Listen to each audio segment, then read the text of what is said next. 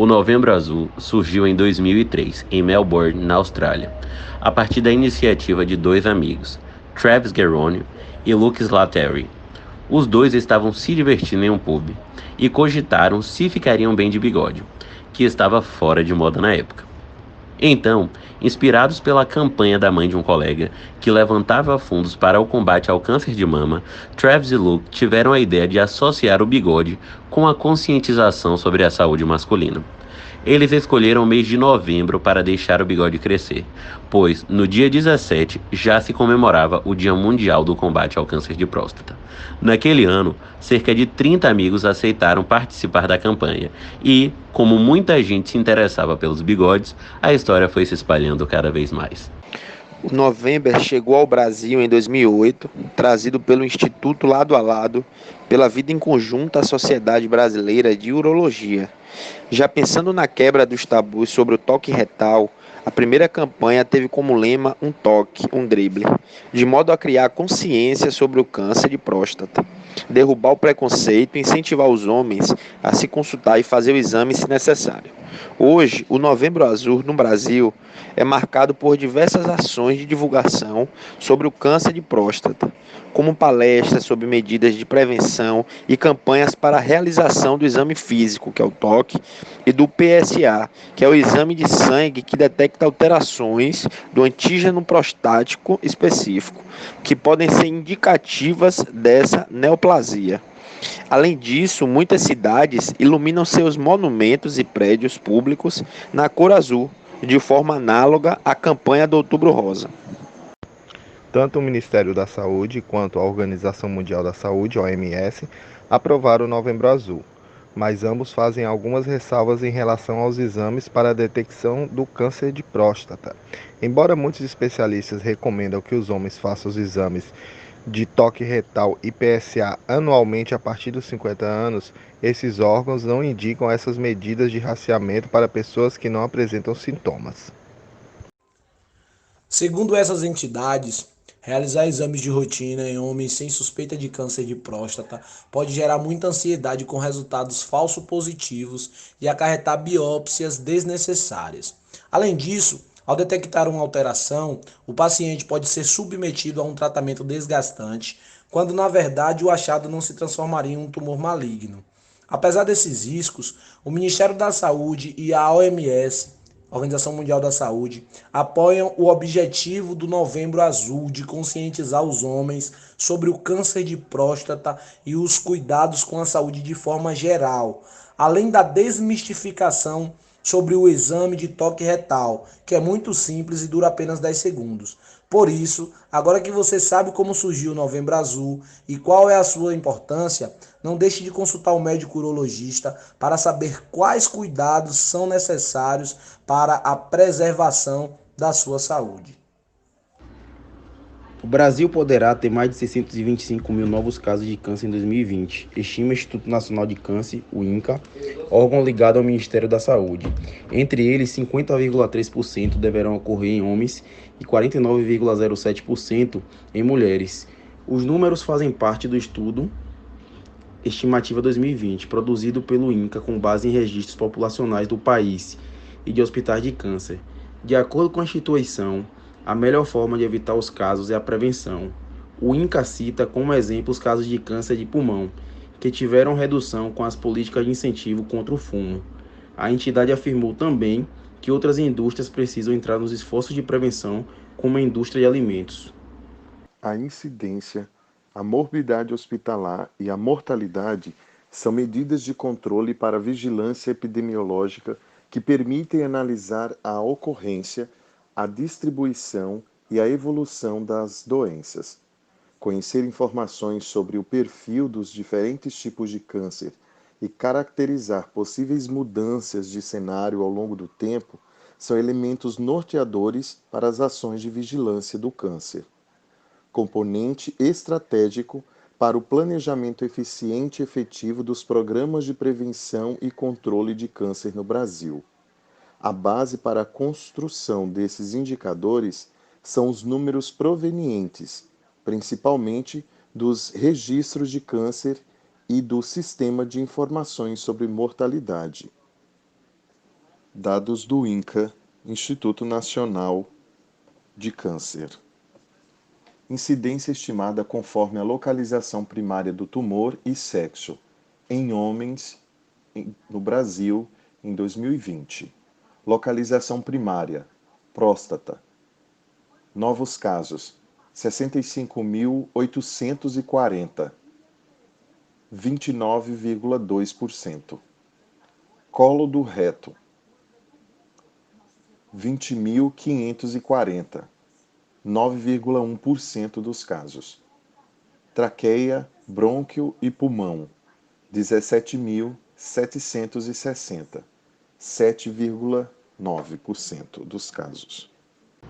Então, o que é o câncer? O câncer é o crescimento anormal de células dentro do corpo. É uma displasia das células, chamada de células assassinas. São células que crescem descontroladamente. Às vezes começam a dor, e essa dor vai por uma semana, por um mês, 2 meses, 3 meses, e normalmente esse tipo de dor se arrasta por meses. Há uma displasia, um crescimento anormal das células. Esse é o câncer. Portanto, se alguém aqui dentro, esta manhã, tem um câncer ou doença maligna, precisa lutar contra alguns inimigos que andam de mãos dadas com o câncer ou a doença maligna. Por exemplo, o medo e a dúvida. Para o homem é impossível, mas para Deus tudo é possível. Olha, amado, tu que ouve esse áudio, é vontade de Deus te curar. Muitas pessoas são destruídas porque não conhecem essa verdade. Deus quer curar a todos. Oséias 4, versículo 6. O meu povo está sendo destruído porque lhe falta o conhecimento. Porque tu, sacerdote, rejeitaste o conhecimento, também eu te rejeitarei, para que não seja sacerdote diante de mim. Visto que te esqueceste a lei do teu Deus, também eu me esquecerei de teus filhos. O povo de Deus está sendo destruído porque lhe falta saber dessa verdade. 1 Coríntios 6, versículo 19 e 20. Ou não sabeis que vosso corpo é templo do Espírito Santo, que habita em vós, proveniente de Deus, e que não sois de vós mesmos, porque fostes comprados por bom preço. Glorificai, pois, a Deus no vosso corpo e o vosso espírito, os quais pertencem a Deus. De cada 6 homens que chegam aos 50 anos, um vai ter câncer de próstata. Não é praga, isso é uma estatística. Câncer de próstata é muito prevalente entre os homens. E a partir dos 50 anos, nós começamos a ter uma incidência que vai crescendo. É uma doença confusa, difícil da gente entender, porque você tem casos de câncer de próstata muito agressivos, que se disseminam rapidamente, em geral para o esqueleto, para os ossos. E você tem outros de evolução muito longa. Você tem pessoas que de 80, 90 anos, que vão morrer das causas que todos nós morreremos um dia, e que, na verdade, tinham tumores na próstata que nunca foram diagnosticados e que também nunca causaram problemas. Então, é uma doença com uma diversidade de comportamento muito grande. Se a prevalência é tão alta na população depois dos 50 anos, o que nós temos que fazer? Tentar prevenir, tentar evitar que a doença apareça.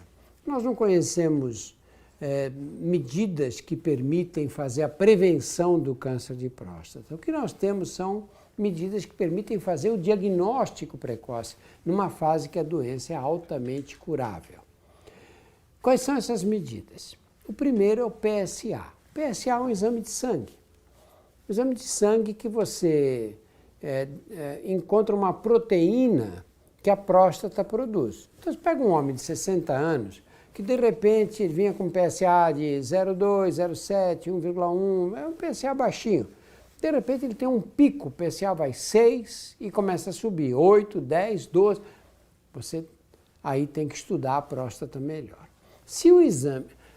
O PSA não sobe só em tumores malignos, sobe em benignos também. Quando a próstata aumenta de volume, a chamada hipertrofia prostática, o PSA sobe.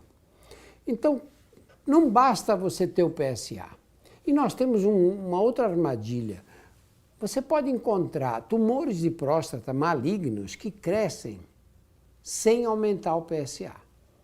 Então, como é que se faz a prevenção? O PSA de um lado e de outro lado você tem que examinar a próstata. Quis a natureza que a próstata só fosse acessível por via retal. E aí é que é o problema maior. Quando você chega para o senhor de 65, 70 anos e fala, olha, o seu PSA está normal, mas tem que fazer um toque retal. Aí se arranjou um inimigo.